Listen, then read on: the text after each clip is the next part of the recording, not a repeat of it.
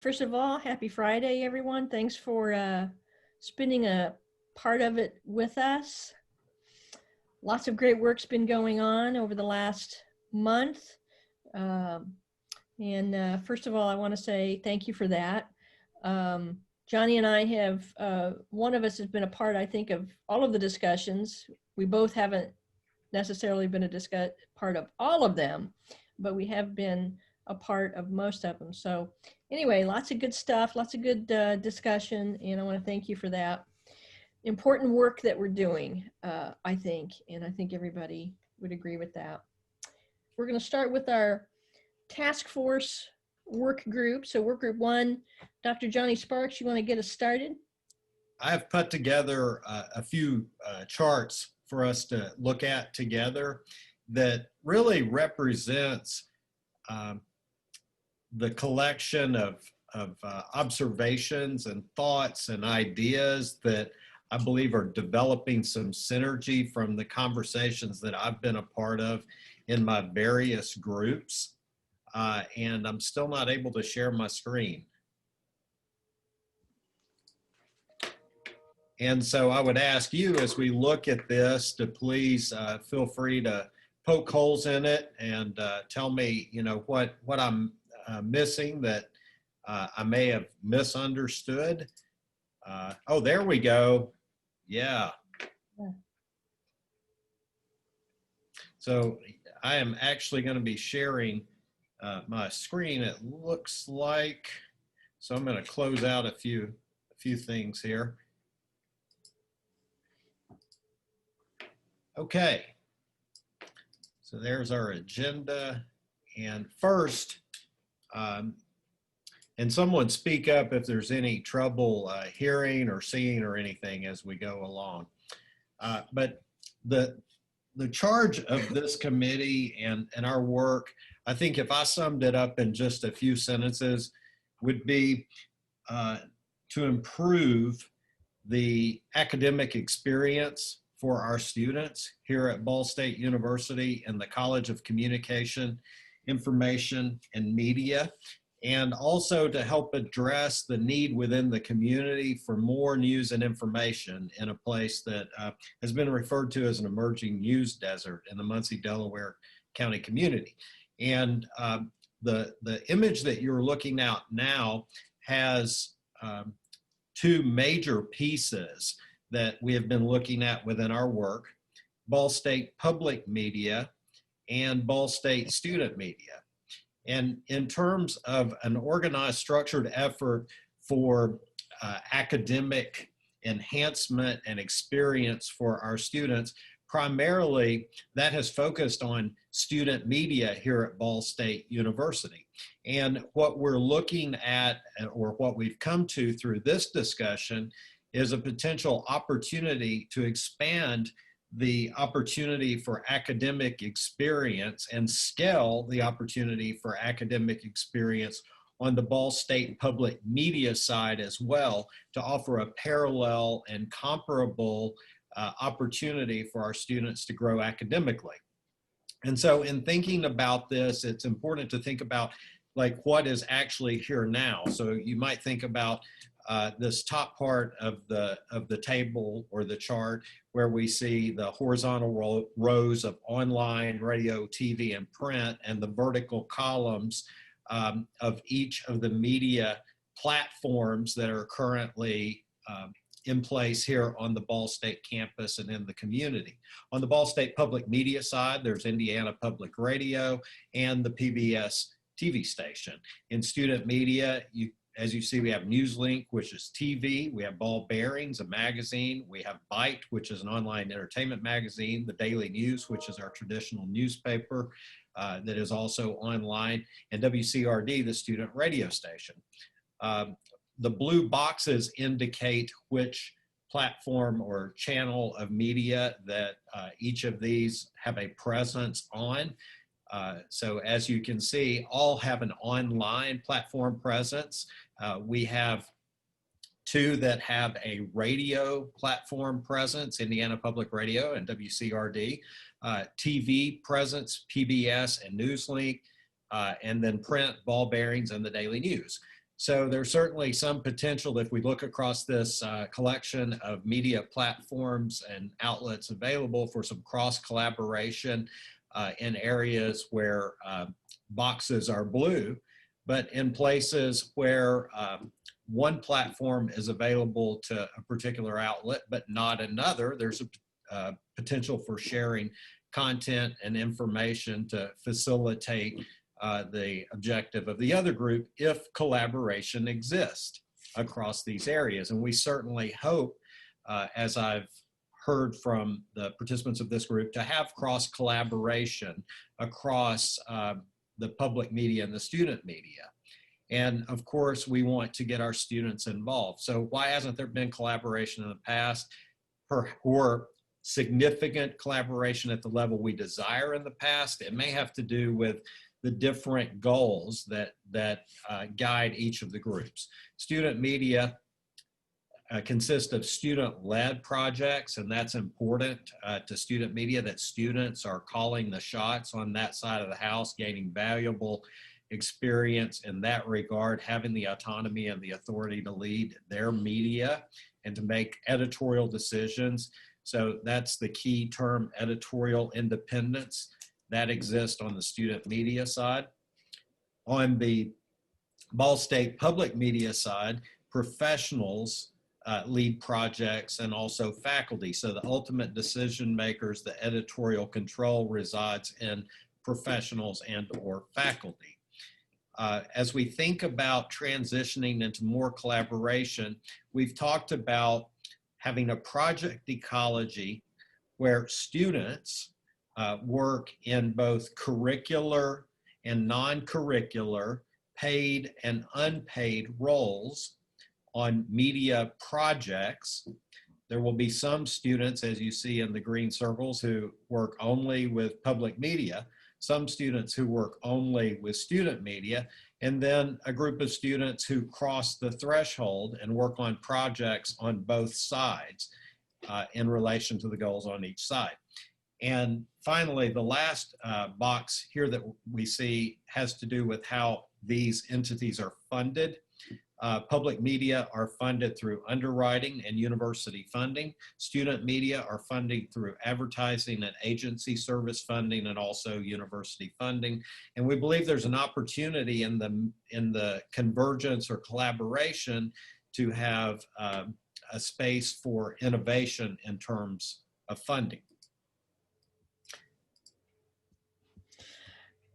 Do we want to talk about content now, Julie, or do we want to switch back later?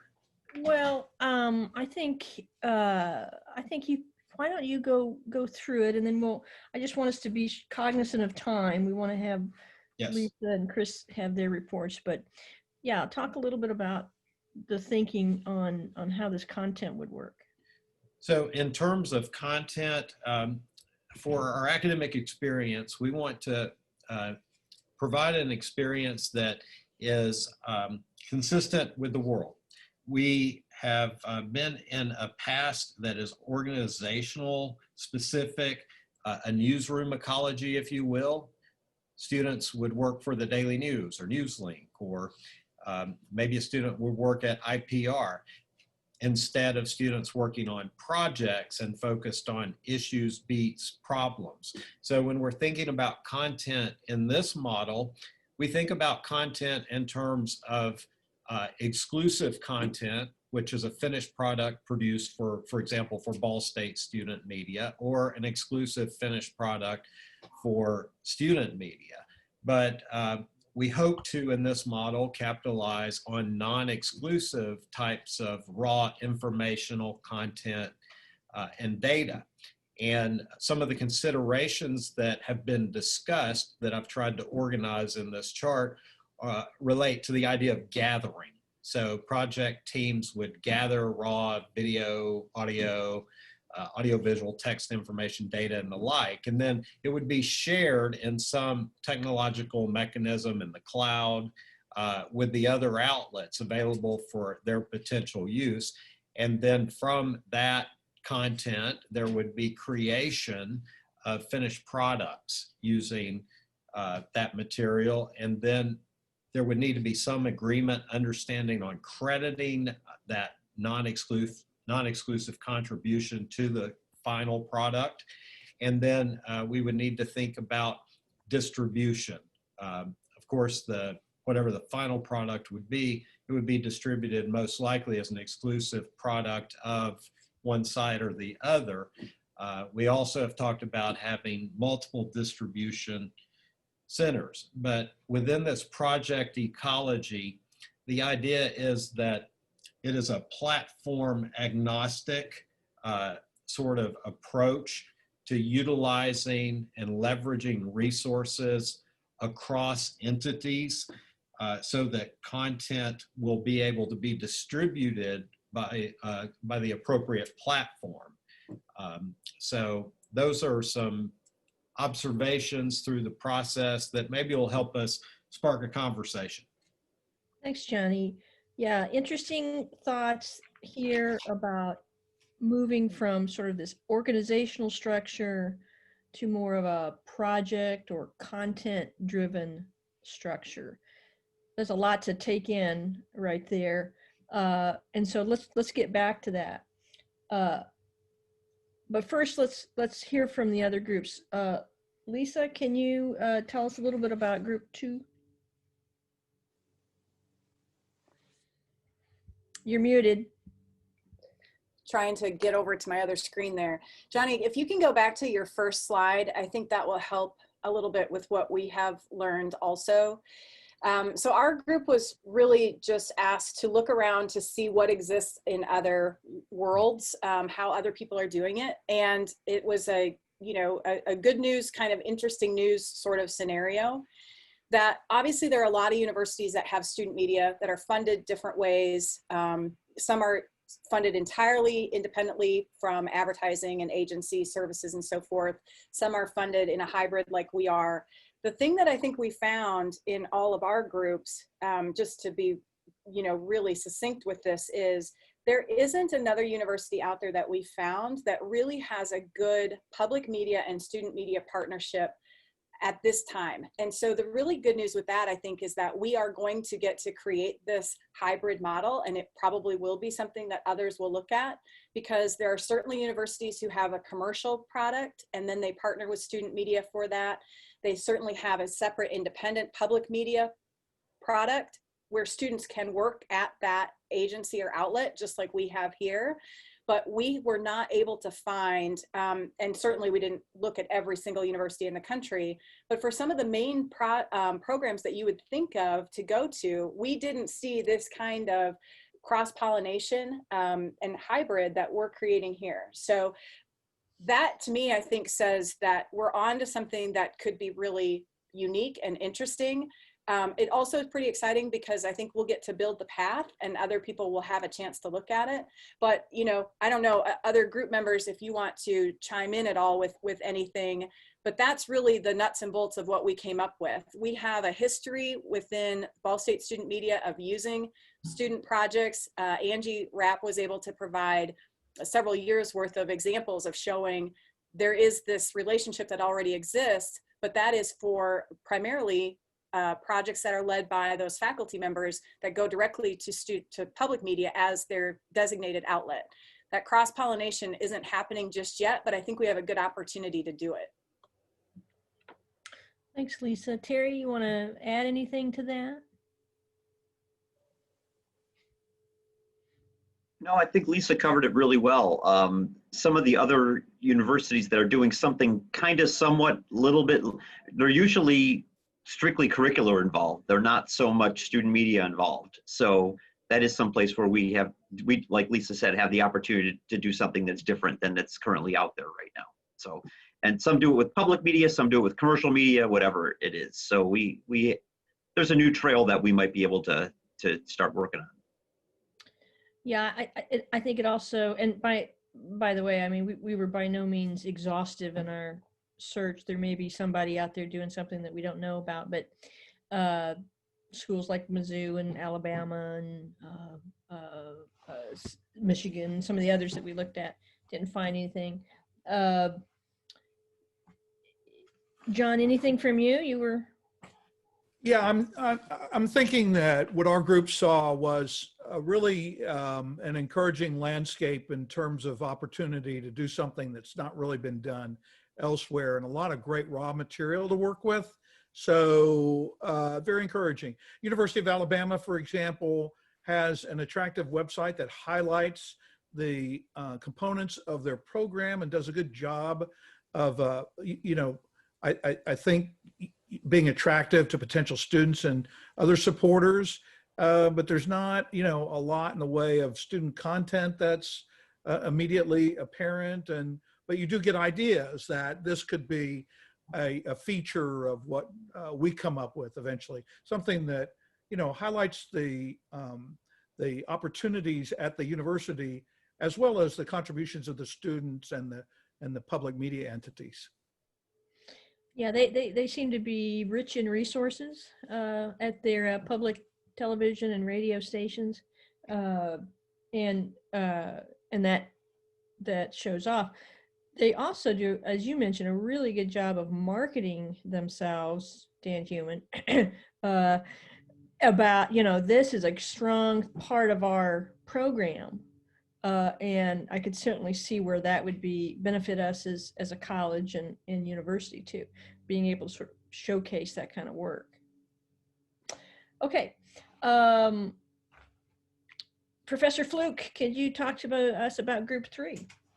Sure. We met a couple of weeks ago, and we're tasked with coming up with recommendations to either capitalize on existing relationships or looking at the various entities around the community in East Central Indiana, Muncie, Ball State, and then either formalizing those relationships or just coming up with a new system altogether. I just shared all I asked the group to do was to come up with suggestions, and then we'll put that in a central document, and as we go forward over the next couple of weeks, sort of come up with our actionable steps and formalize everything. Jenna Ashby suggested, she's not on here, correct? Right. Okay. The importance of building a network and collaboration, especially with the idea of coming up with a repository of stuff that could be shared by not only the media entities, but some of like what Steve Anderson talked about in our first meeting about nonprofits not getting their due, or some of the positive community information in the news, sharing that. Julie came up with an idea, or suggested an idea of formalizing collaboration efforts across existing platforms, and then specifically looking at different ways in which content can be suggested. Steve Anderson came up with some really great stuff about not only bullet points about we should be focusing on learning as much as helping to saturate the news desert. Is that the right way to say it? Make it more of an oasis than sand. And then I suggested using a model like Associated Press, or even like IPBS, where we have all the stakeholders come together. We have maybe specializations in content, but then we share. Not everyone needs to be like a court reporter. But if like the Star Press did that and IPR did like environmental reporting or whatever, then that stuff could be shared across multiple platforms based on the distribution. Plenty of opportunities for students to plug in and whatnot. That's what we got. Absolutely. Steve, would you mind talking a little bit about your thoughts, maybe expand a little bit for the group? I thought your feedback was particularly pointed when you talked about what's missing right now from the news consumer point of view, and I think the whole group could benefit from those thoughts. Well, I mentioned 4 areas that seem to be significant, at least in my perception. One was neighborhood activities, and as I think all of you are aware, there's an immense amount of good work being done in our neighborhoods. Some much better than others.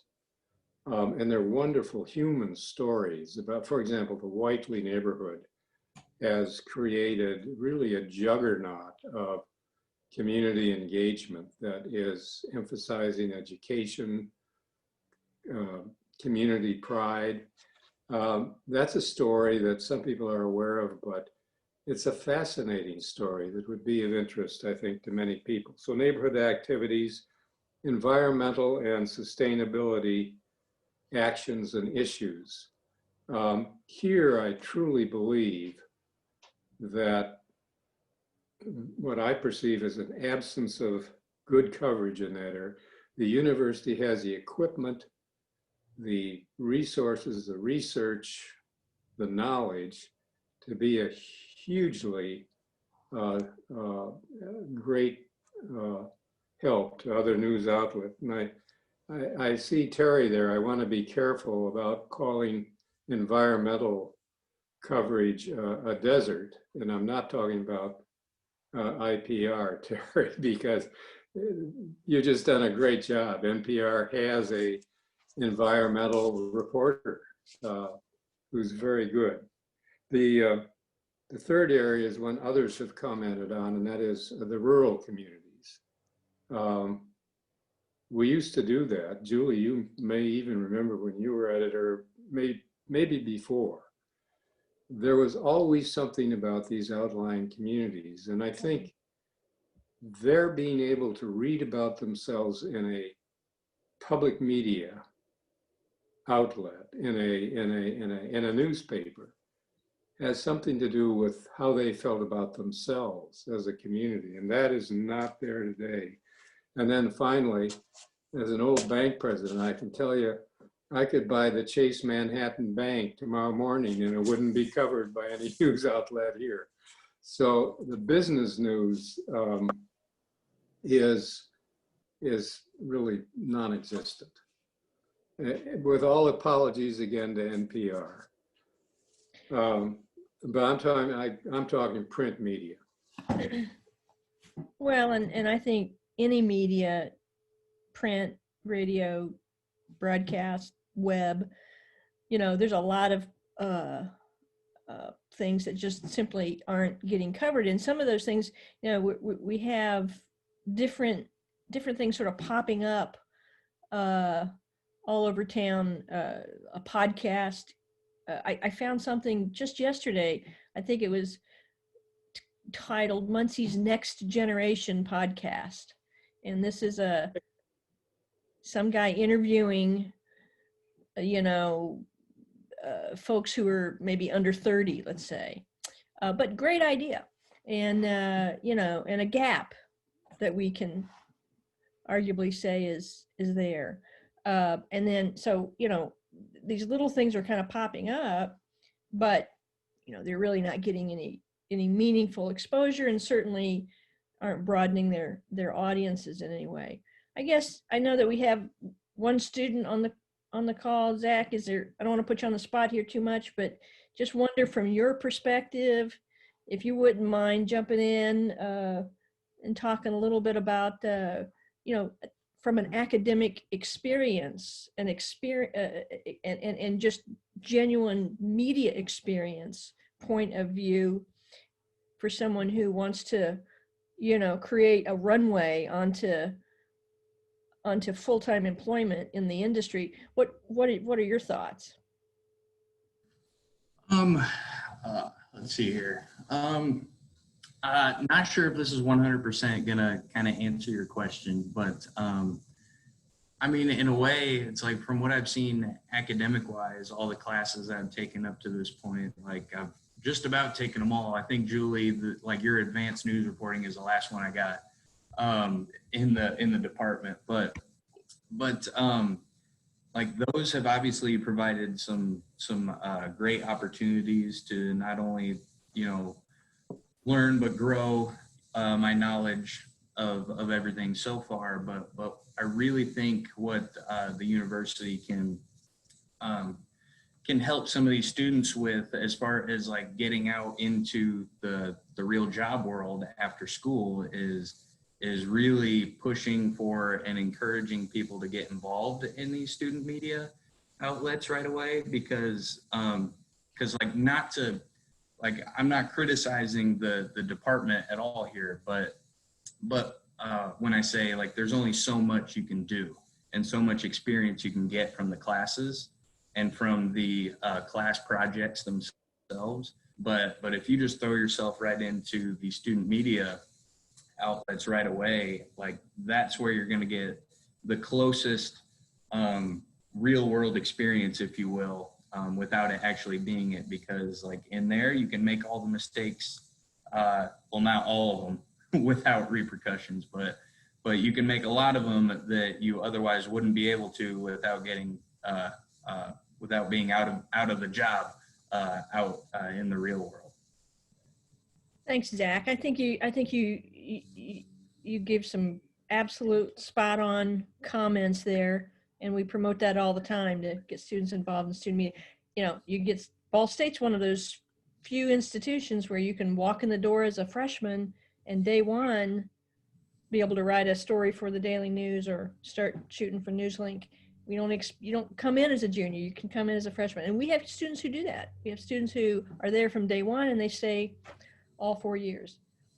But, you know, in getting more kids, more students involved in more things across more projects is kind of the idea of what we're doing here today.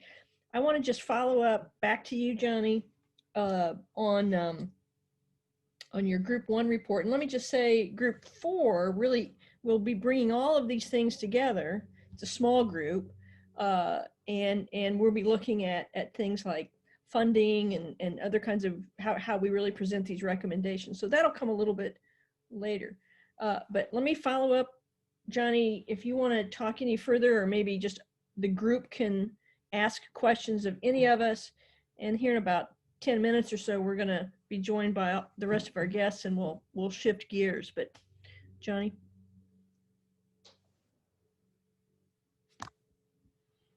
You're still muted, Dr. Sparks. Sorry about that. So just wanted to switch back, and I really rushed through the last page there. But it sounds like that in some of the other groups that I hadn't had the opportunity to be a part of, Chris's group, for example, that there were similar discussions happening about engaging in sort of gathering and sharing of content, and trying to have a sort of project approach. Did you see the consistency there, Chris, between what your group had talked about and this sort of organizing model? Well, now I do. That was not, I think we did something a little bit more informal in our discussion, but I mean, I think that what you have provided here could easily sort of help be a, I don't know, guiding framework for that. Is that what you were asking? Yeah, thank you. So in looking at, I think some of the challenges that might emerge from such a model, when we talk about distribution of content and the relationship then to our funding models, that may be a place where some questions may emerge that will require new thinking, or maybe most certainly adaptive thinking. A take-home point that we also recognize from group 1 that I will highlight, and student media. As we look ahead to the future, we do not expect a rebound of advertising revenues because of the nature of the changes that we have seen in the media world of today. And for the student media to be sustainable, it will be necessary that they do continue to earn revenue through whatever advertising and agency mechanisms are existing. But we may be facing circumstance where an increase in university funding is needed to sustain student media for the long term. Lisa, do you have thoughts on that?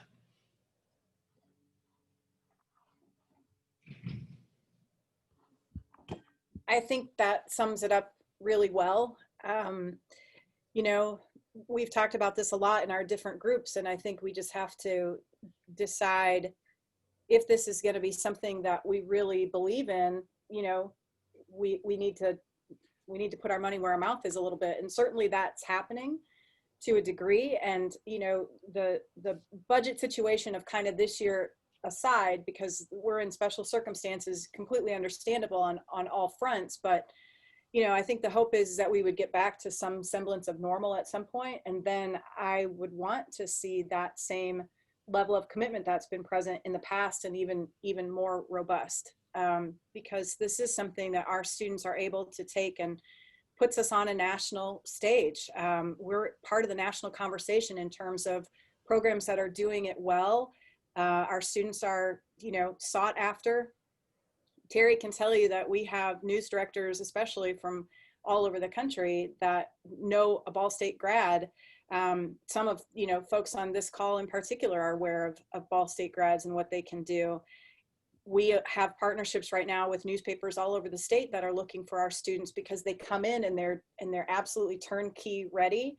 And that to me is the promise of the brand, that these students come in, they want to have a career in journalism. We prepare them to do that, and they go out and get jobs where other people are struggling to get those jobs because they just flat out don't have the clips and the portfolios that our students are able to build.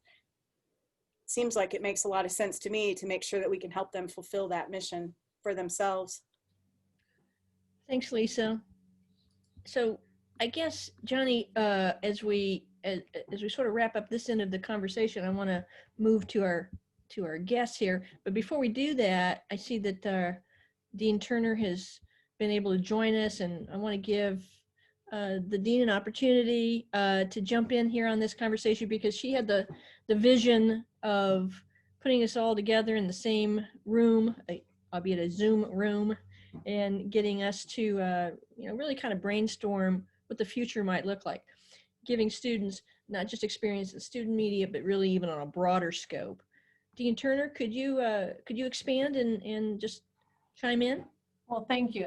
Thank you so much. I really appreciate your willingness to serve. I'm laughing about putting you on the committee and the task force. It really is your willingness to be part of this conversation that makes it all work. I'm always cautious when the dean extends an invitation. Sometimes it's not always felt as an invitation, but I assure you that that's what this is. That you so wholeheartedly embraced it is indicative of the commitment all of you have given to media, to our students, to our university, and our community. So on behalf of that, thank you so very much.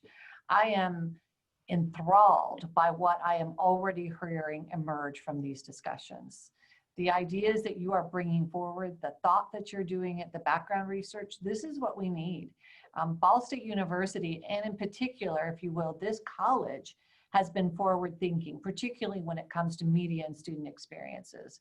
You can see that in the design, you can see that in the Unified Media Lab. What is put in place really leapfrogged where others were at in terms of our combined news and media, telecommunications, that degree between journalism and telecommunications. What you are doing now is our chance to leapfrog once again, right, into a new economy, into a new media environment, and into a new culture that's going to be looking to media professionals for facts and information so that they can make informed decisions. So thank you so very much for doing that. One of the things that I want to very much stress as we're having these conversations is my belief in student media and an independent but accountable student media. This is not a discussion to alleviate or eliminate that, but more to integrate and leverage the opportunities that we have across all of our different media platforms, and to do that intentionally. I know that, you know, Chris and Terry are actively engaged in that type of activity. You know, we've got Cardinal Cinema, we've got Cardinal Compass happening, but how do we do that in a way that is intentional and purposeful, so it is driven by our goals and mission, and not perhaps because Chris and Terry spend way too many hours figuring out how to do this and to support this. And I know that Ball State Public Media is anxious to be able to provide that support and continuity as well. And I think that's wonderful that we have individuals who are willing to do this through their own personal resources, but also that we have organizational resources that want to be part of that conversation. Marketing and Communications is here at the table because they want to support that process and share our story, but also share their insights into what that can look like. So that is amazing to me and inspiring that so many of us have come together and have that discussion. And so as you go forward, I have to say I'm a little bit in love with Johnny's grit. I tend to like a framework, you know, it's sort of who I am. But if that's not what works out and we have a narrative, all the better as well. Is there any questions that I might quickly answer for you before we transition to our visitors? Anybody? Anybody?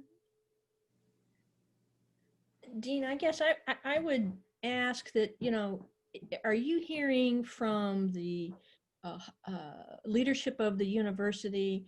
I mean, they're calling for some sort of change with public media, and maybe talk a little bit about their reasoning and why they see themselves, Ball State University, being uniquely positioned in the community. Really more talk a little bit about their position in the community and how providing news and information beyond campus might be a good fit. What are their thoughts? So one of the thoughts, as President Mearns has been very explicit about his Better Together campaign, that we must be better together.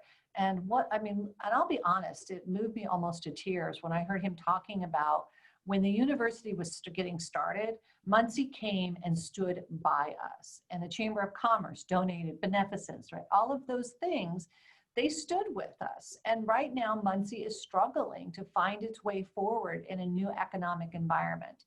And so it is our moral obligation to stand with them as well. And Steve, I've loved your talking about there are positive, good stories out there. One of the things that we see in the literature is a concept called positive deviance. Those moments of success that deviated from what we thought should happen, right? This should not have been successful.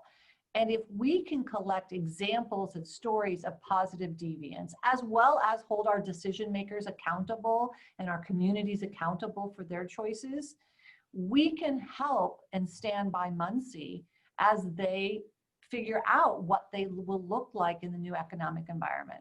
Ball State Public Media is funded and supported by our university. We are a public university. We are a public servant. So if we are going to invest dollars into supporting public media, right, then how do we make sure we do that in a way that fully makes use of the resources that we have been so blessed to have as a university and as a community to support the larger community? So those are the conversations that are happening. I want to reassure you that those conversations, again, do not preclude Indiana Public Radio, NPR, programming, the integrity of that and the independence of that, but ask us to think about more, what more could we do? How could we be more, even more beneficial and committed to our community? Thanks, Paige. That really helps a lot. You know, in my advanced reporting and writing class, we're looking at news stories through the lens of something that has emerged recently called solutions journalism. Yes. Really looking for not simply reporting the problem, but what's being done about the problem. And this is not necessarily a new concept, but it's certainly been recast. And I think it makes it it's approachable and digestible and something that we can kind of get our arms around. Hey, let me move on here and introduce our guest because it's about that hour. If we're ready, I want to. I'm sorry, Chris, were you pre-verbal? Yes, I had a quick question I just wanted to ask, if that's okay, Julie. Dr. Turner, whatever model we come up with is obviously going to take some time to roll out. It will not be perfect. Do you foresee the university, I mean, it's going to take years for us to get it going and having it work correctly and all that. Do you foresee the university, both through resources and just moral support, allowing us the time and length to make modifications? If it takes 5 years to do right, are we going to get that kind of support to roll it out? I think it really depends a great deal on what you put in place and the planning. You know, the president and the strategic imperative funds were very supportive of a 3-year rollout to get esports up and running in our college. So they've demonstrated to me that with thoughtful planning and being conscientious about what you're doing, they will provide the support. Now, there are other avenues of ways that we can support this. There's other ways we could allocate resources, but I do not see this as a hatchet job. I want to be very clear about that, and to hurry up and make this happen. But I do think we need to do things, and you've worked with me now for 2 years. You know, I don't move slow. So that's, you know, I do think we need to be making steps that we can and moving forward, because I hate to see those missed opportunities. I hate to see the opportunities that Zach could have, and we don't want to keep him longer here. As much as we might enjoy having him being part of our community, he does need to graduate and go on and become a substantial donor during the course of his lifetime. So that's what we're working towards, Zach. So we do need to make sure that we are moving as quickly as we can so we don't miss opportunities, but also want to make good decisions. And for those of you who know me, I'm a Scrum Master. I'm trained in Agile project management, and it resonates with me because it is about you make the decisions you can and you take the steps you can with the knowledge you have. And then you identify what are your assessment points, and you stop and you reflect, because as you make your first step, you will learn something that would not have been possible to see before you made the step. And then you adjust, you refine, and then you make your next step and you make another adjustment. So in your plan, I would strongly encourage you to think about what are those steps? And when you make that step, what should we think about? What should we assess to make sure that we are headed in the right direction? Sometimes I will build in ditch points, is what I call, is that if X occurs, we're done. We do not continue forward. In enrollment planning, it would be if we see numbers drop to this certain level, then we know we've made a decision that is not appropriate, and we ditch it. And I don't have any problems doing that. So I would encourage you to think agilely and to have those assessment points, those plans, and we'll adjust. Very good. Good timing. Thank you. Hi, So, Jeff. Hi, Larry. Hi, Michael. Larry, Michael, and Jeff have joined us. Thank you so much for being here. Let's go around and introduce ourselves to all of you. I'm Julie Metzger, co-chair of the Media Ecosystem Task Force. I'm an associate lecturer in the department and teach journalism writing. Johnny? Hello, I'm Johnny Sparks, and I'm the co-chair of the Media Ecosystem Task Force with Julie Metzger. And I'm also the chair of the Department of Journalism and an associate professor of advertising at Ball State. Steve, and then Zach. I'm Steve Anderson. I'm retired CEO of First Merchants Corporation, a banking company, and George and Frances Ball Foundation. And I won't admit to being over my head in these discussions, so forgive me if I have an unsupportable view. I'll express it anyway. Hello, my name is Zach Pyatt. I'm a senior here at Ball State, and I am the editor-in-chief of the Ball State Daily News. Lisa, and then Dan. Hi, everybody. I'm Lisa Renzi Rhodes. I'm the coach here in the Unified Media Lab, working with our student media teams, and I also teach in the Department of Journalism. And I am Dan Heumann. I am Assistant Director of Digital Marketing in the university's Division of Marketing and Communications. I am also an alum of the journalism program here at Ball State University and a former news editor and managing editor of the Daily News. Angie, and then John Strauss. Angie, you're on. Yeah. Hi, I'm Angie Rapp. I'm the marketing manager for Indiana Public Radio and WIPB, and I am a proud graduate of the Ball State Journalism Department. Hi, I'm John Strauss. I'm digital editor for Lumina Foundation in Indianapolis. I have an MA from Ball State in telecommunications digital storytelling, and I was privileged to teach at the university for 9 years and serve as the student newspaper editor. I'm sorry, I was the faculty advisor. There were very good student newspaper editors, and I was only their advisor. Terry, and then Chris Fluke.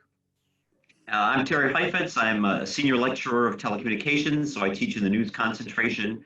I'm also one of the faculty advisors for NewsLink, the student newscast and online site. And also, I'm news director of Indiana Public Radio. And Steve is a great supporter of Indiana Public Radio. Thank you, Steve. Chris Fluke, lecturer of telecommunications at Ball State, teach mostly in production and multimedia. I have, over the years, advised a lot of student projects, mostly documentaries. We've partnered a lot with WIPB for broadcast and whatnot. And of course, I think everybody knows Dr. Paige Turner, our dean. Have I missed anyone? All right. Well, Larry and Michael and Jeff, thanks for being with us today. We really wanted just to spend a little bit of time with you as representatives of industry. If you could talk a little bit about where you see the gaps in the workplace, what could Ball State, as it sort of carves out this new and emerging media conglomeration, what would that mean for you, and what would your advice be? And I know who all of them are, so perhaps they could also give us a little bit of background and context from where your comments are coming from as well. Absolutely. I said bios around of everyone, but please, if you would like to expand that would be great. Larry, want to start with you? Sure, Larry D'Elia. I am the former president and GM of WTHR in Indianapolis. That's Michael Bruder now. And we were bought by TEGNA Media last August, and TEGNA owns 63 stations nationwide and many websites and digital apps and so on. So we're a media provider. And now I work specifically with 13 of those markets, helping those TV stations operate. To answer your question, Julie, we are in an industry where it's getting harder and harder to find good candidates. Believe it or not, this used to be the industry that was the darling of so many media properties, and there's much more choice today. So the things that I think Ball State could do, I heard already so much as you were going through your notes.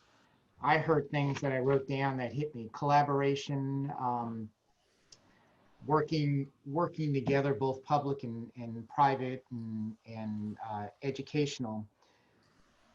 What we need is to have a student really learn multiple roles in media today. Gone are the days where it's just a photographer, it's just a reporter, it's just an editor, or even just an anchor. Today, with all of the tools that we have, I mean, we can have an iPhone, we can shoot, write, edit, and track all in one person. The media professionals today need to have that. And as you would imagine, today's great media veterans have the experience, let's say, in reporting and in shooting the news. They may not have the experience in the digital capability because they're not native in it. And conversely, the younger person has the other side of this, the nativity, but then they don't have the experience. So if you can teach your students to come together now, and this other note that I made, we have always, in the last 5 years, we have always used the expression be platform agnostic. And Johnny, I heard you say that in your presentation. We call ourselves not TV stations, we call ourselves local content providers. and we don't care where we distribute that media, because we are in the business of local content. That's our future. That's what we are distinctive with, as opposed to some national website that creates itself. So we can't be afraid to provide our content as quickly as we learn it, which obviously would more than likely be digital. And then when we get to our linear newscasts, we make sure we develop on what you probably already know instead of hoard it until 5 o'clock. Because we know people aren't consuming media that way anymore. And if we hoard it and act as if it's new, the consumer is already going to be thinking we're past tense. Thank you, Larry. That's really, really helpful. Michael, let's hear from you. My name is Michael Bruder. I'm President and General Manager after the former awesome President and General Manager, Larry DeLeon. I come from the marketing side, and I was the marketing director under Larry for all 8 years of me being in the market. And so I come from a different perspective on station leadership. A little bit more about myself. I am a graduate of the master's program in digital storytelling here at Ball State. I am chair of the Dean's Executive Advisory Council. So Paige and I have shared a lot of ideas over the last couple of years, and I know many people here on this call. I will echo two areas that Larry spoke to regarding content, especially. Content is king, and whether that content is broadcast or whether that content is shown on our digital platforms, it's needed. We are in the middle of such transformative change in our industry right now, and that's primarily due to technology and the ease at which people can consume media, no matter what, and no matter where, and at any particular time. So therefore, we have to meet them where they're at, and we've been really working hard over the last several years to try to do just that, to stay as ahead of the curve as we possibly can, and yet it changes so dramatically. So not only is content very important, and also Larry talked about the multifunctional aspect of students that are coming out of school needing to be able to have the different kinds of skills to create that content. But I also wanted to add one other thing, and that is the fact that in my perspective, the exposure of students in a particular discipline to other disciplines is important to me. In other words, I need a student who not only is an excellent journalist, but also understands the broader scope of where that journalism fits into my business model. If there's a student who is in the advertising and promotion side of things, to really know that it's the content that they're selling and the access to that content, and they need to understand the inner workings of that and why and how it works. We're trying to knock down a bunch of silos in our business, and we're working closer together than ever before. And the more that the students understand where their skills fit into the big picture, the better. So I'm a big proponent of exposure, not necessarily a huge deep dive in terms of hands-on experience, but exposure to where those skills fit into the overall structure really, really helps me. You probably know that we, of course, have McKinley Avenue Agency, our sales and advertising promotion arm that involves lots of students, probably, well, at any given time, maybe 30, 40, 50 students who are dealing with, customers face to face and selling our products, right? So we offer that with students too. And then Jeff, welcome to our discussion. Please jump in here and. That's great. And I'm Jeff Smulyan, Chairman, CEO, whatever at Emmis. Started Emmis 40 years ago. Proud Ball State, not an alum, but a former trustee for several terms. And it's funny, I want to amplify on what Larry and Michael said. Larry pointed out that the need for flexibility in adapting is critical in job skills. These things change all the time. The focus changes all the time. And I thought Michael said something that's important too. Getting graduates who understand how their part fits into the entire business is also very, very critical. There's nothing better than having somebody who works in sales and understands content and production, or somebody who's in the news department who understands the underlying economics of the business. Let me say one more thing, and this is, I think, in an incredibly complex world, we really also need kids to come out of school who have a grasp of how the whole world operates. So having kids also have history and economics and political science and sociology, psychology, and law and business, having them have a broader view of the world. We used to say in the early days of Emmis, we can teach them how to operate the equipment. Can we teach them how to think? Can we teach them how the world operates? And so we all in the broadcast business get caught in the things that we do day to day. But where I've really found people have been exceptional leaders is when they can relate what we do to how the world operates. And especially in a time like this, where this country is at such a crossroads, having the people who work in our news departments, as well as people who work in our business departments, understanding how these communities tie together and how these issues tie together for our country as a whole, I think is incredibly helpful to the graduates of the future. Thank you so much. Let's open up for some discussion from our committee members here. I could just sit here and interview all three of you all day long, but that wouldn't be fair. So, questions? I have one to any of the three. You obviously represent Indianapolis and greater central Indiana. We get a lot of our news. I mean, I get a lot of my news also from the the institutions that you are leading. But like Muncie's problem, and I'm guessing a lot of communities like Muncie, how do you solve that, or how does your organizations play into it, or what could we do in smaller communities?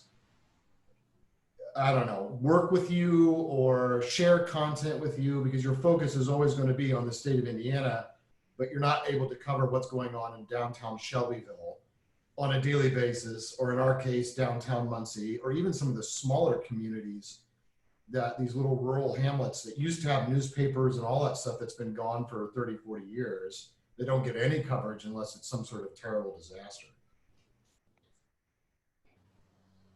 Well, I would start off by saying, as far as WTHR, they're covering Central Indiana, of which you're part of, and they're really going to focus on where more of the population is.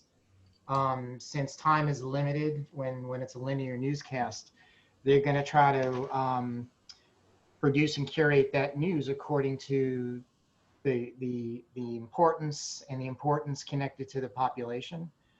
So it obviously there's a hyper localism that you would wish to see for Muncie, and so would every other town or county. So it does make it difficult.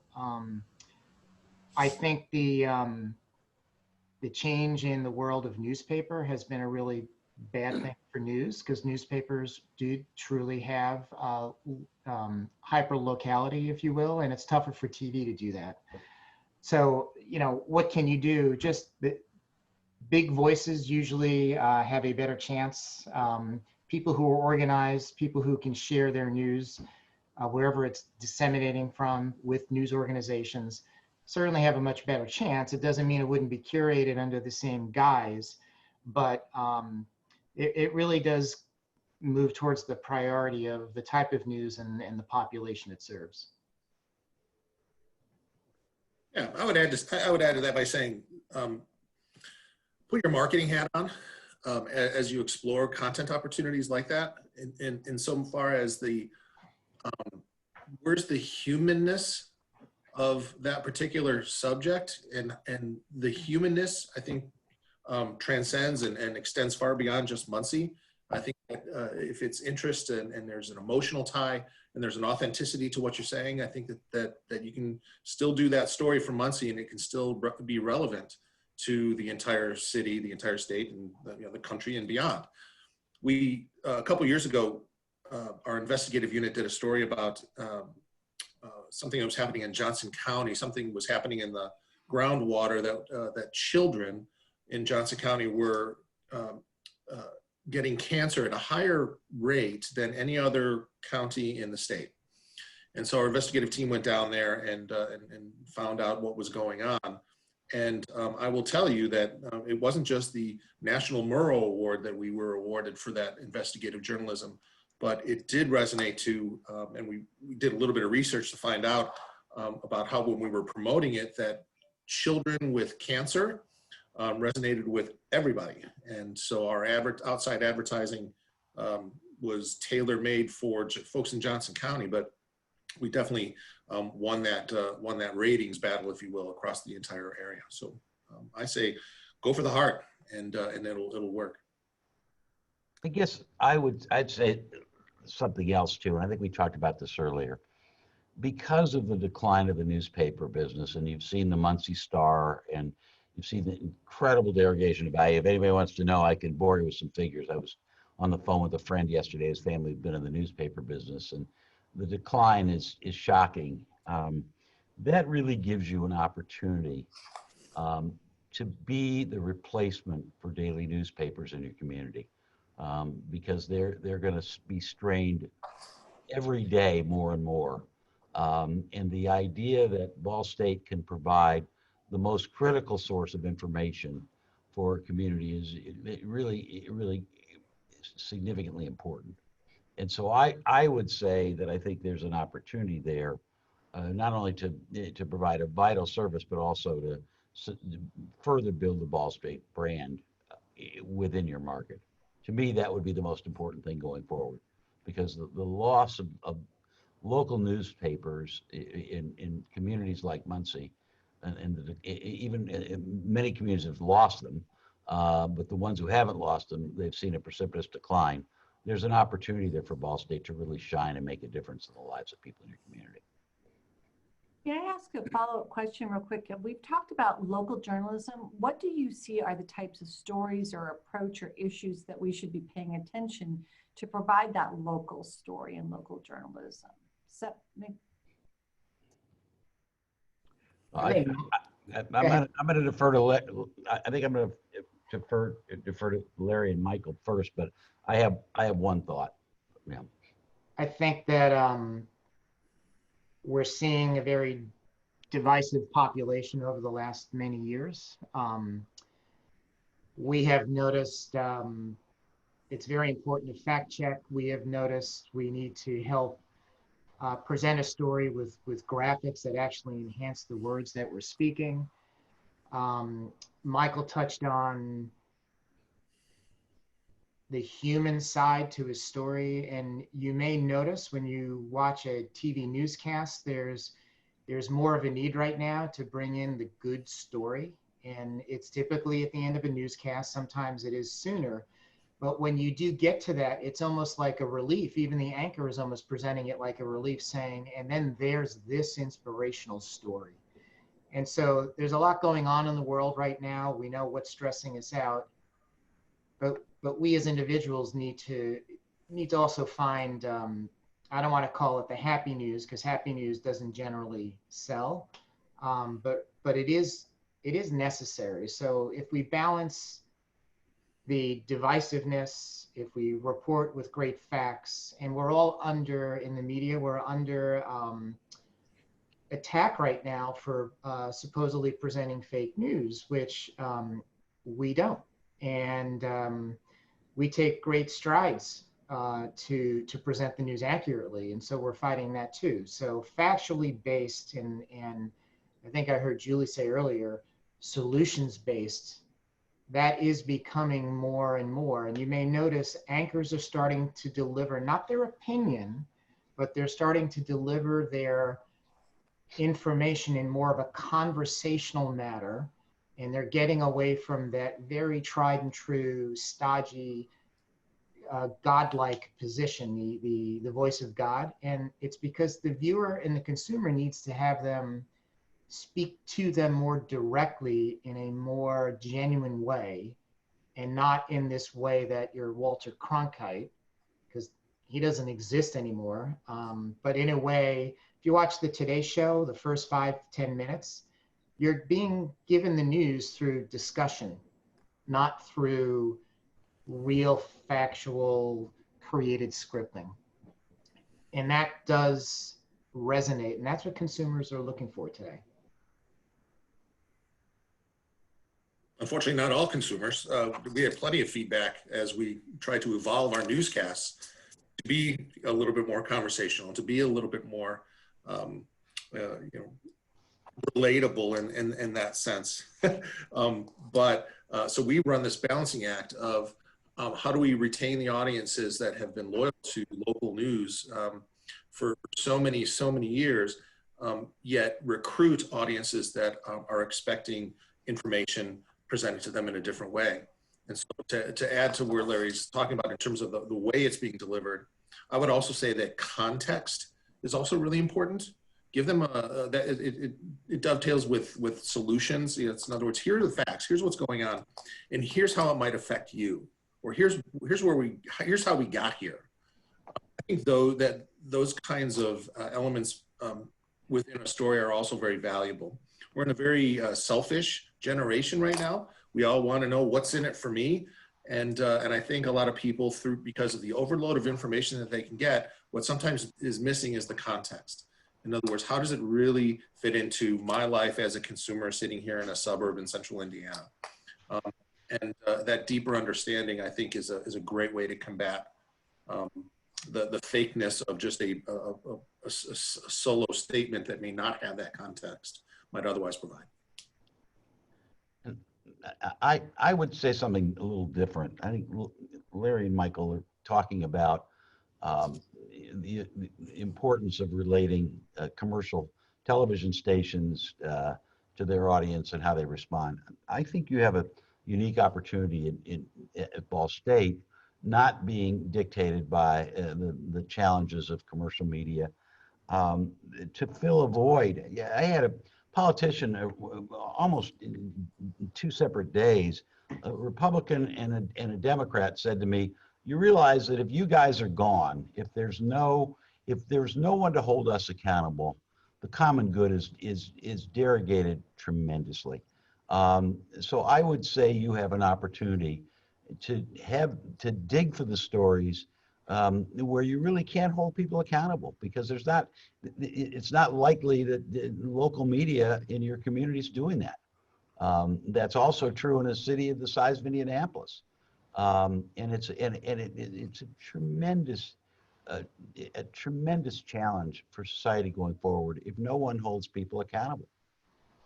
It's a very dangerous situation. I think we all can agree on that, and I think Terry might have a comment here. Terry? I have a different sort of question, so I want to make sure we're done with this part before I dive into what I was going to ask about. Well, I was just going to say that, so I think Jeff mentioned, that we have an opportunity to sort of take on that role of the newspaper. We still do have a newspaper here, and they're struggling. And I think they are giving it their best shot, but there's just simply not as many of them, right? They just can't possibly keep up. And so being we've kind of talked a little bit about a collaborative effort, a little bit done over here, a little bit done over there. Johnny's talked about project-based work rather than newsroom-based work. On the face of it, does that sound reasonable? Does that sound doable? Rather than having a single entity say, I'm going to cover everything. I'm going to be a general news organization for everybody. And another organization said, I'm going to be a general news organization for everybody. So what we've got is we've got 5 or 6 different mass audience groups, and none of them are doing mass audience at all. Julia, I would say each one of those entities doesn't have enough resource to excel. And by the way, in our business, we would answer the same way. So you need to bring public and private and and educational opportunities together as much as you can. And by the way, it's not easy. Divide and conquer, but there's no reason to have 5 different news desks when you could have one where all of the news is piling into, and then maybe have some of your specialists serve one of their specialties or several of their specialties. And by putting it all together, you're going to have a more efficient and effective combined news operation. I'll relate it to when TV stations started having websites 20 years ago to today. Today, websites and social media and news applications, they're vast, plus your TV station.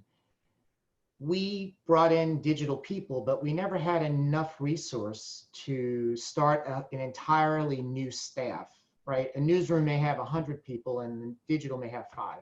So we had to put everybody together, which takes a while because you've got to break down silos. You've got people who want to hoard, like I said earlier, and then you've got the other group that wants it on immediately.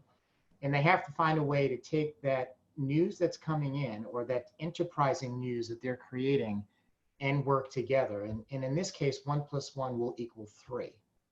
So that's what I would suggest be your direction. This question of resources always comes up, and Terry, I'm going to come to you next, but 15 years ago when I was, no, maybe 10 years ago at the Indianapolis Star executive editor for digital, I think with my first week there, we were, launching into this, we were taking on Twitter, and we had a reporter down at the Indianapolis 500. And my boss said to me, by the way, we're going to stop paying for the cell phones. What? Totally counterintuitive to what we were supposed to be doing. Of course, a year later, we were buying everybody's cell phones. So it takes a while sometimes to get, to get all that kind of thing aligned. But we do have a huge opportunity. I agree more. Terry, what's your question? So what I'm curious about is kind of the opposite side of things, not so much in the coverage, but in the presentation of it. And because you guys, both TEGNA and Emmis, are, visionaries in different ways. So what's the best way if we're trying to get student media and traditional public media together?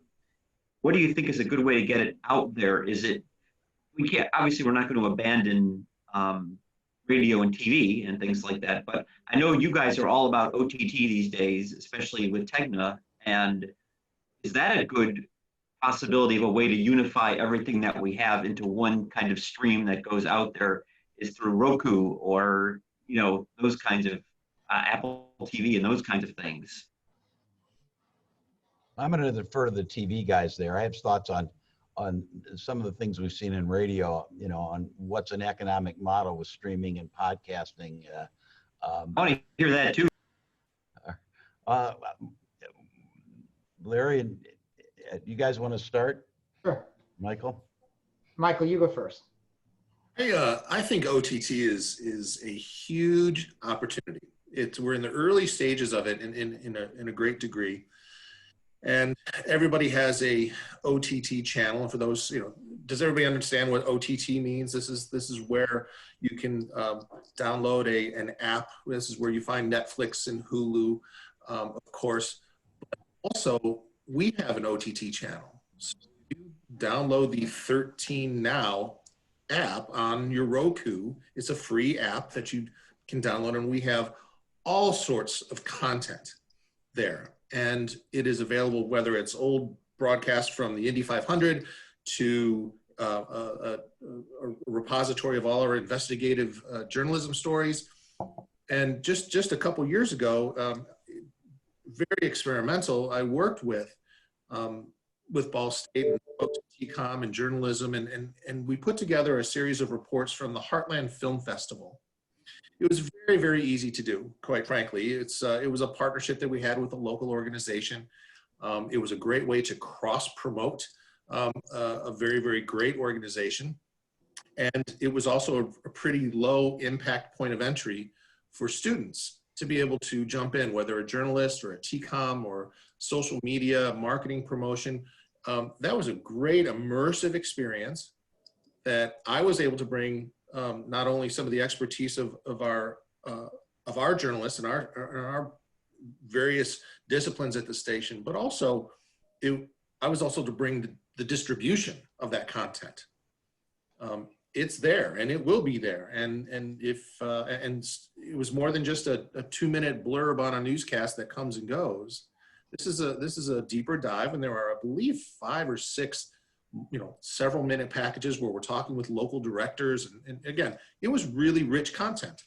And like I said before, content is king. And if there's a way that you can develop that content, and I can bring a distribution platform, then and those eyeballs, then I think everybody wins on that.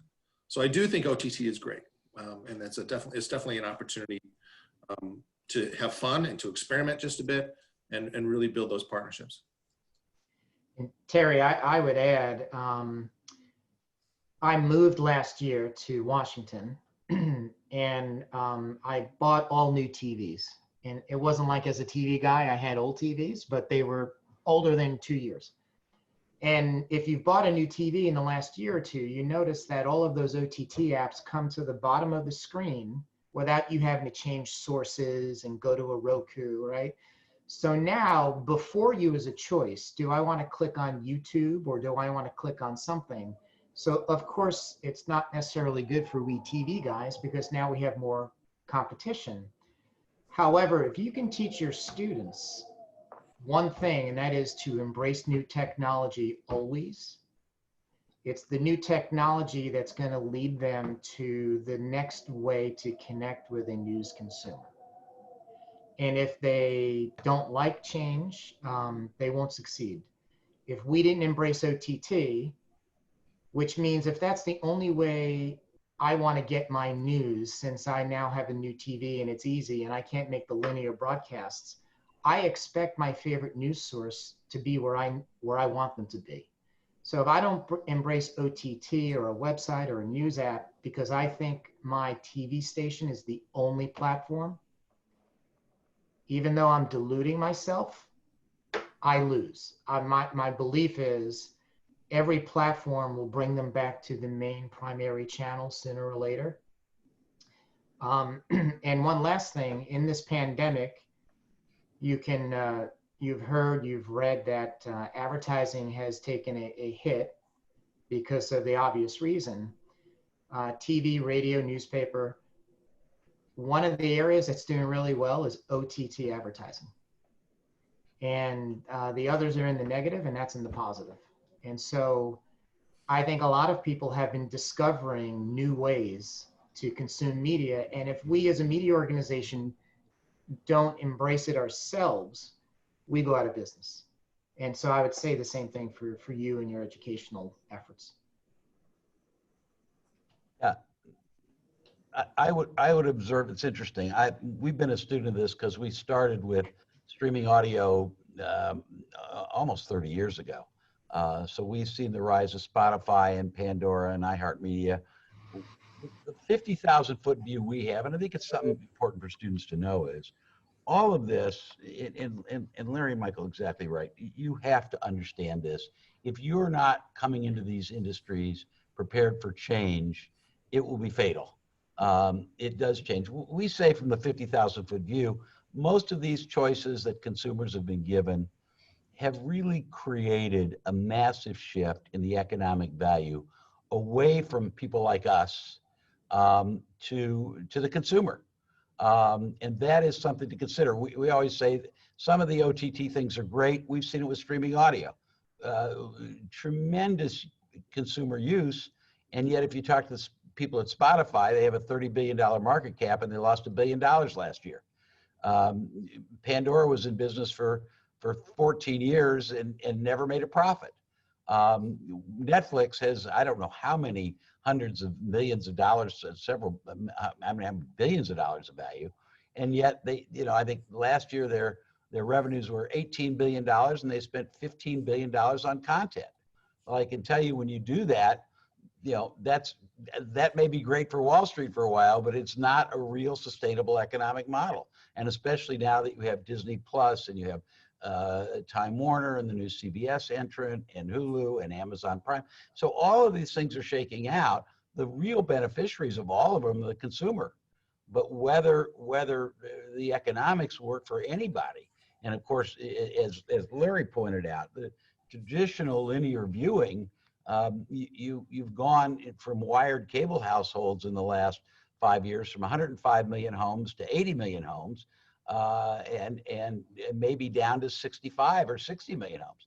And I can tell you, just for you sports fans out there, when ESPN, 5 years ago had 105 million subscribers at $10 a month, and they now have 80 million subscribers at $10 a month. You can understand why every day you read in the paper there's layoffs at ESPN. So it's such an evolving world. It's so fascinating. There's just a tremendous shift in value. Right now, the biggest shift in value is from owners, distributors to consumers. I almost feel like that OTT option would be where we would want to start. Because when I think about all the things that, we've been beating our heads against the wall with this project that we started 2 years ago, and Zach, you can talk directly to this. We thought it was a great idea, and I still think it's a great idea to do a special section each year only on Muncie schools that goes into each family's home. Each kid in Muncie schools gets a copy of the paper, and it's only good news stuff that isn't getting reported anyplace else. So it's only once a year. We have not been able to sell that thing to save our lives, and we can't figure out why. And when I think about the projects like Terry and Julie, you guys did with the meth project, Chris, you guys have done a million different special projects. If we could package that all in one place and suddenly that becomes all a unit, rather than us trying to independently sell Muncie schools stories and, maybe Chris selling, historical Muncie stories, putting that all in one place, like, man, that's something.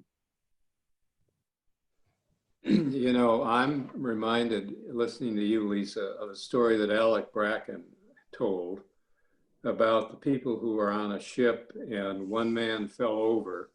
They threw him a lifesaver and he refused it. And I think that's kind of applicable here in the sense that if you were ready and the community was not ready, we need to address the community side of this, the degree of receptivity, what the mechanism is for making the community engagement real, and understand the role that Ball State could play. And I do not see that element either in our discussions or in our planning for how do we deal with the community so that they recognize the quality of what we would have to offer and use it well. Who when you say you couldn't get it off the ground, who was this, the community side that said no?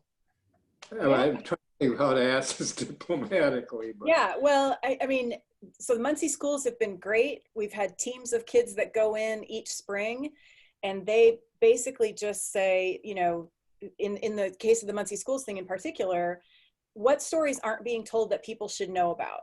And the president's office here at Ball State has been fantastic because they've been basically they've funded a bigger portion of that. They come in as a sponsor each year for that specific issue so that we can print extra, because we go over our print runs so that we can send an issue home with each student so that the families can see what's going on in their school district. So, but we've been stunned that local businesses haven't wanted to, it's more of an underwriting opportunity than it is an ad, honestly. And I think, we've talked about this with Paige a little bit, and she's been nice enough to offer, and I think we're going to have to take her up on it to push her out into those areas, because I think what we're finding is that our students just can't get in the door with some of those folks because they don't, they're busy, and we completely understand that. They don't want to take the time to meet with a student to talk about an underwriting opportunity. So they're not getting the meetings. We need somebody with, frankly, we need somebody with Paige. We need Paige to be able to go in and make those meetings and get them to understand that. And she's been more than willing to do it. I think we just have been slow to recognize that the community just is not willing to hear from our students necessarily. So we need to be able to make that. The point that they're making also, we may not be delivering information in the way that people want to receive it. and able to demonstrate the access. And also thinking, and we talked, who are we putting out there? If we're talking to parents, then we should be thinking about sports camps or summer camps or something that relates to the parents' needs, which might not be, you know, the ice cream store or something. Much broader issues, but clearly things that we are positioned to be able to discuss further. Steve, you know, we used to call these things sales pressure, right? You know, who's out there applying the pressure to sell the news and the components? And these days, you know, to Michael's point, you know, you do have to have a marketing outlook, and that's not to say that you can't, you know, that you're selling yourself short as a journalist. I grew up in the newsroom, but I absolutely recognize that, you know, I think journalists are the best people to sell because they know their product better than anybody, and they know the value of media. And so those are the discussions we have to have. I think you're absolutely right. Can I jump in just a second? That, you know, I think what Lisa's story points up as an important reality about student media and an effort like this. It's student media because they're students, and they're students meaning, you know, they really need professional guidance. It's true in sales, it's true in journalism. And so you're going to have to confront at some point a real resource issue here. And I was intrigued by Jeff's 50,000 foot view. To sort of jump ahead a little bit, Jeff, if you were thinking about resources to support a social good such as community journalism in a market like Muncie, what kind of things would go through your mind? Well, again, I would sort of say, from a social good standpoint, again, I think getting, again, and this may be not very saleable to get back to the previous discussion, but understanding the how government works, how there are issues with businesses. Holding people accountable is, to me, the greatest good that is being lost in our society today. Bringing up stories that aren't being told that matter in people's lives. So if you asked the greatest good, that would be it. Being the resource that is no longer there. And I think Julie talked about the Muncie, you know, Star Press. They are trying mightily, but their resources are more constrained every day. So to me, the resource of the university to fill that gap would, to me, be the best social good that I could think of, John. Hey, listen, everybody, we're at 2:30. Who has final comments or questions? Julie, I might just add one word here, and that is, I think it was an exceedingly good idea to bring these three professional leaders in the field in. Very, very constructive. We've learned a lot. And I must say, after listening to all three of them, I'm encouraged about what Ball State's direction is. I think we're headed that way right now. And listening to these individuals who know so much and have been on the ground is a way of saying, keep going the direction you're going and do it well. Thank you for all three of you. Thank you. And thanks, Paige, for inviting them. Could we just ask all our three guests for kind of one word of advice before they leave about where they would recommend we track next on this as we look ahead? Well, media world is headed for consolidation. All of these companies are going to come together. So the more you educate your students on their open-mindedness and their multiple skill sets, the better off they're going to be. I would agree with Larry. Change is inevitable. It's coming. And the more that your kids can understand that and be able to deal with it, I think will be tremendously beneficial to them or to the university. I would say the conversations that we're having today cannot stop, right? I think we have to continue to close the gap between the professional side of things and the student side of things. Chris, your work has been recognized throughout the region. You have more regional Emmys than most of the TV stations in the Midwest. And that's just not, that's not a fluke, right? It's, sorry.